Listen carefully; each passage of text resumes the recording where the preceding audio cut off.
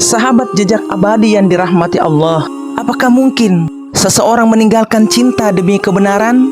Bayangkan, seorang wanita Kristen, taat, hafal ayat-ayat Injil, aktif di gereja, tiba-tiba memutuskan menjadi muslimah. Mengapa? Apa yang ia temukan dalam Injil yang membuatnya berani meninggalkan suaminya demi Islam? Namanya Francisca, lahir dan tumbuh besar dalam keluarga Kristen Protestan yang sangat taat. Ayahnya seorang pendeta, ibunya aktivis gereja. Sejak kecil, Francisca akrab dengan bangku gereja. Suara paduan suara dan lembaran-lembaran Injil yang dibacanya setiap malam sebelum tidur. Ia tidak hanya mempelajari iman Kristen, ia menjalaninya sepenuh hati. Ia dikenal sebagai pribadi yang lembut namun tegas. Dalam pelayanan gereja, ia aktif dalam kegiatan sosial, pengajaran Alkitab, hingga komunitas doa. Bahkan di lingkungannya, banyak yang menjadikannya panutan dalam hal keyakinan dan pengabdian. Francisca adalah contoh nyata wanita beriman yang setia. Namun, di balik keteguhan itu, ia menyimpan satu sifat yang jarang disadari orang. Rasa ingin tahu yang mendalam. Ia bukan tipe yang hanya percaya karena diwariskan. Ia ingin memahami, menggali, dan mencari makna sejati dari apa yang ia yakini. Dan dari sinilah semuanya bermula. Ia mulai membaca Injil bukan sekadar untuk mengajar atau berdoa. Ia membacanya sebagai seorang pencuri, merenung, bertanya, menghubungkan. Pertanyaan-pertanyaan muncul, bukan dari kebencian, tapi dari kerinduan memahami Tuhan yang lebih dekat.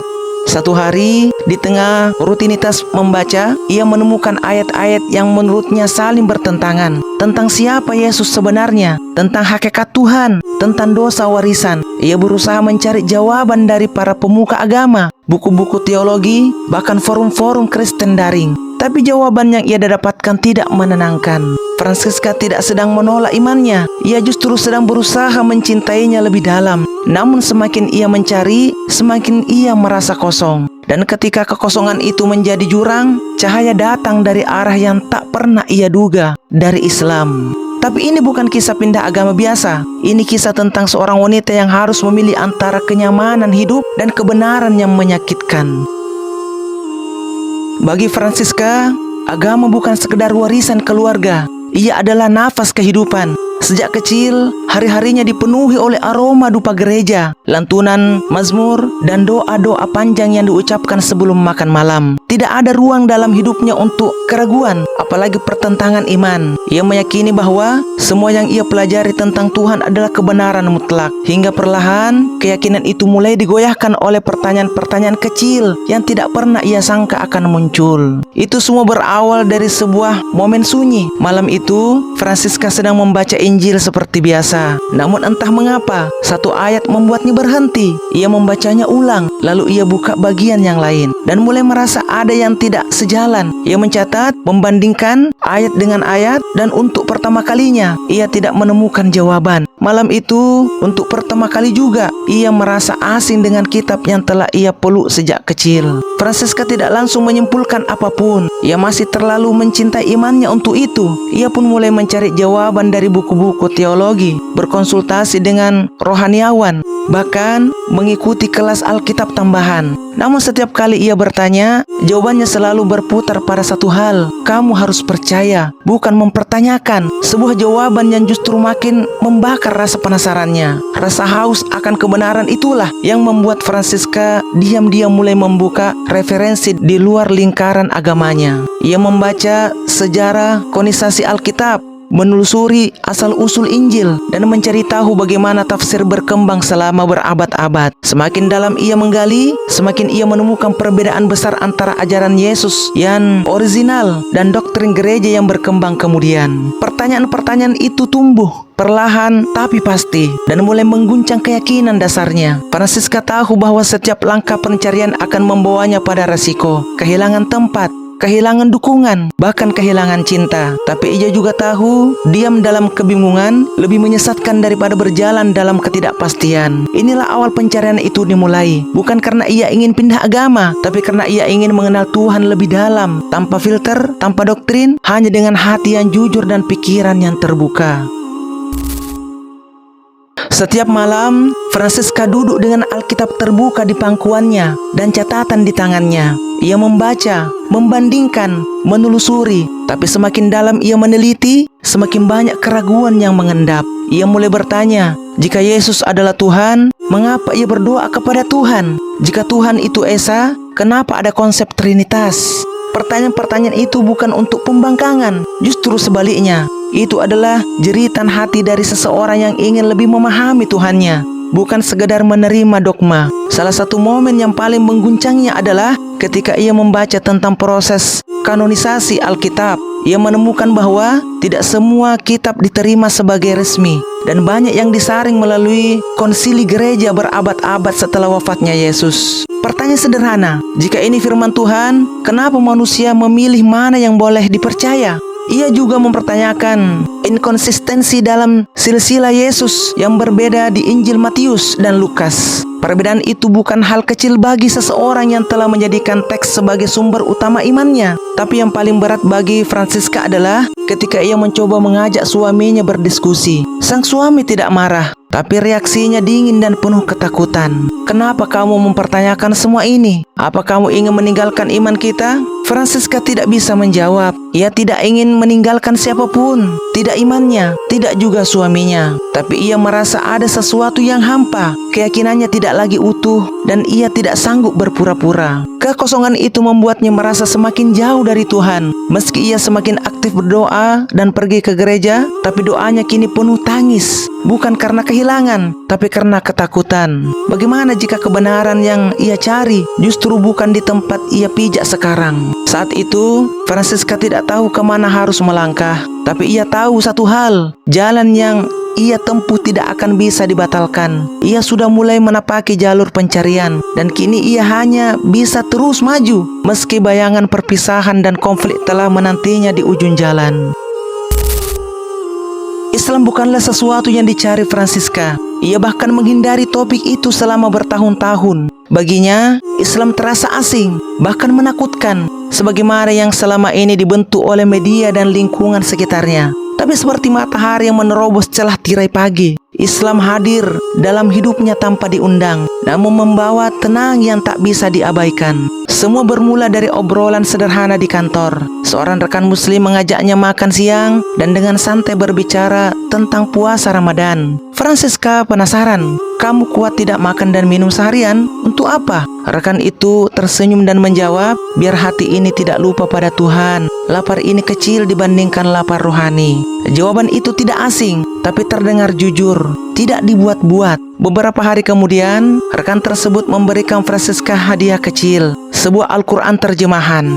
Kamu nggak harus percaya, baca saja seperti kamu baca buku sejarah. Siapa tahu ada sesuatu yang menyentuh hatimu. Francisca membiarkannya tergeletak di meja selama seminggu, tapi rasa ingin tahunya kembali memanggil. Ia mulai membaca dari surah Al-Fatihah, lalu berlanjut ke surah Maryam, dan disitulah hatinya luluh. Ia membaca kisah Maryam atau Maria yang selama ini sangat ia kenal. Tapi dalam Al-Quran, Maryam digambarkan dengan penuh kemuliaan, keberanian, dan iman yang sangat dalam. Tidak sebagai ibu Tuhan, tapi sebagai hamba pilihan.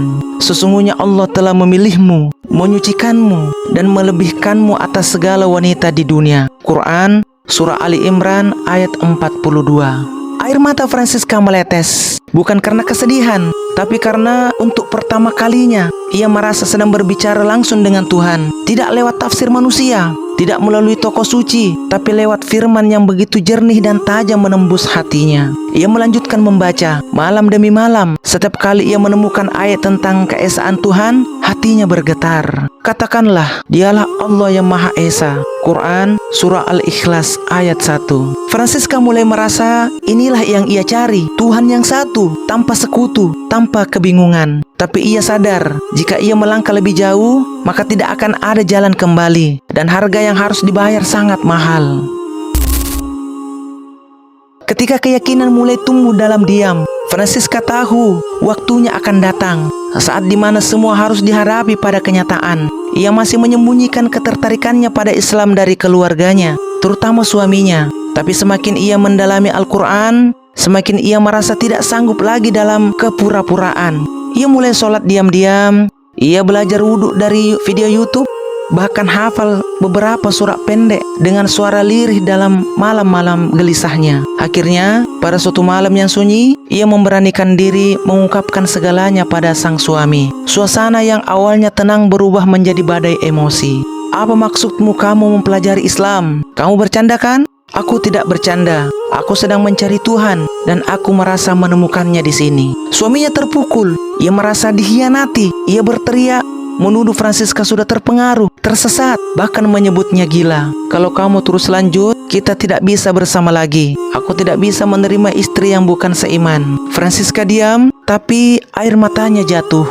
Bukan karena takut kehilangan suaminya, tapi karena ia sadar inilah harga dan kebenaran yang ia temukan. Ia diberi dua pilihan, kembali ke iman lama dan mempertahankan rumah tangga, atau mengikuti keyakinan baru dan kehilangan segalanya. Dan setelah malam-malam panjang penuh doa, Francisca memilih dengan gemetar. Ia mendatangi seorang ustadz, lalu mengucapkan dua kalimat syahadat, "Asyhadu alla ilaha illallah wa asyhadu anna Muhammadar Rasulullah." Sendirian, tanpa keluarga, tanpa pasangan.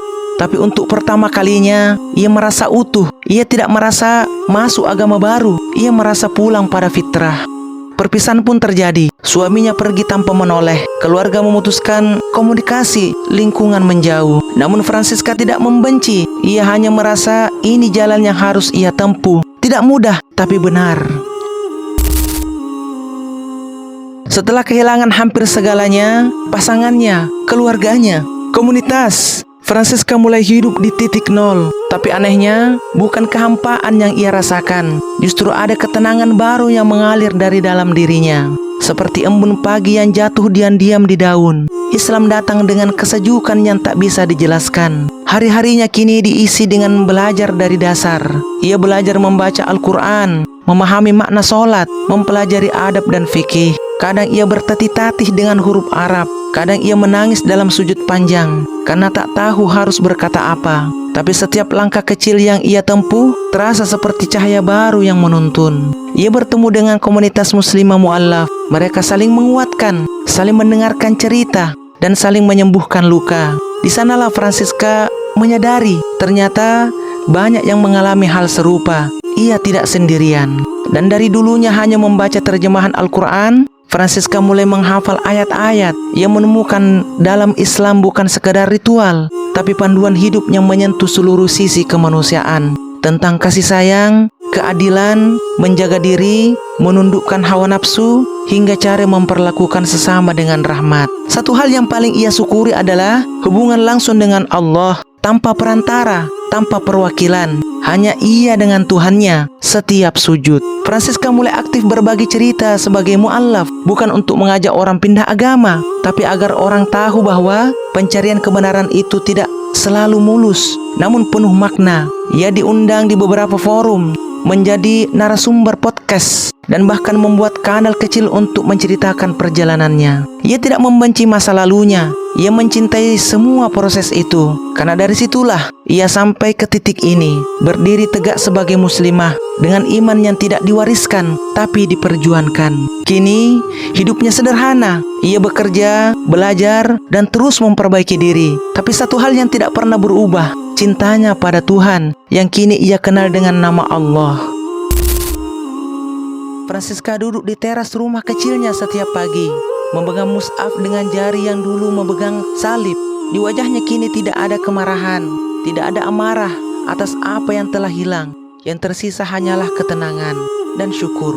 Ia tidak pernah membayangkan hidup seperti ini, sendiri, dijauhi oleh keluarga, pernah dicaci karena pilihan iman. Tapi di balik semua luka, ada sesuatu yang lebih dalam, rasa damai yang tidak pernah ia temukan selama puluhan tahun sebelumnya.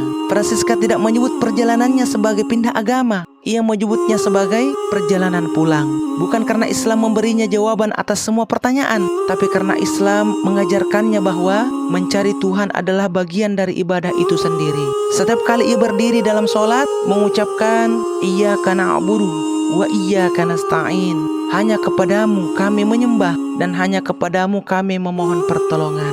Hatinya bergetar, karena ia tahu inilah jalan yang membuatnya merasa lebih dekat kepada Sang Pencipta tanpa keraguan. Namun, bukan berarti semuanya mudah. Ia masih rindu keluarganya, ia masih memikirkan suaminya. Tapi ia percaya jika ia menjaga hubungan dengan Allah, maka Allah akan memperbaiki hubungan lainnya pada waktu yang paling tepat. Dan disinilah kita dihadapkan pada pertanyaan besar yang membelah opini. Apakah cinta pada pasangan lebih utama daripada kejujuran pada iman? Haruskah seseorang tetap dalam keyakinan yang diwariskan demi menjaga keharmonisan meski hatinya merintih? Francisca telah menjawabnya dengan langkah dan air mata. Tapi bagaimana jika itu kamu? Karena pada akhirnya bukan soal Francisca, tapi tentang kita. Tentang keberanian untuk bertanya, mencari, dan menerima kebenaran meskipun itu menyakitkan. Di awal video kita bertanya, apa yang membuat seseorang meninggalkan segalanya demi keyakinan? Sekarang kita tahu jawabannya, bukan karena membenci masa lalu, tapi karena terlalu mencintai kebenaran.